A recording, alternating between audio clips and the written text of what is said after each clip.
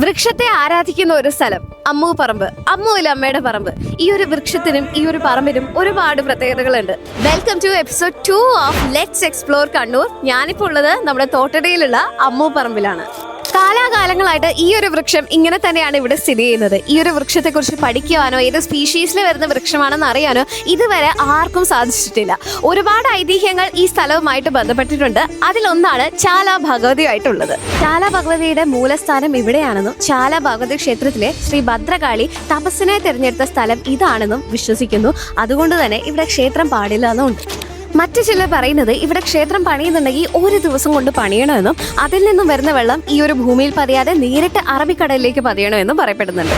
എല്ലാ വർഷത്തിലും പൂരം നാളുകളിലാണ് ചാല ഭഗവതി ക്ഷേത്രത്തിലും ഇവിടെയും ഉത്സവം നടക്കാറുള്ളത്. ഉത്സവ നാളുകളിൽ ചാല ഭഗവതി ക്ഷേത്രത്തിൽ നിന്നും എഴുന്നള്ളത്ത് ഇവിടെ വരാറുണ്ട്. ഇത് അമ്മൂലമ്മയുടെ മക്കളാണെന്നാണ് ഐതിഹ്യം. മഴക്കാലാവുമ്പം ഈ ഒരു സ്ഥലം കാണാൻ പ്രത്യേക ഒരു ഭംഗിയാണ്. അപ്പോൾ അമ്മൂലമ്മയെ കുറിച്ചും അമ്മു പറമ്പിനെ കുറിച്ചും നിങ്ങൾക്ക് കൂടുതൽ അറിയുകയും തീർച്ചയായിട്ടും കമന്റ് ബിലോ.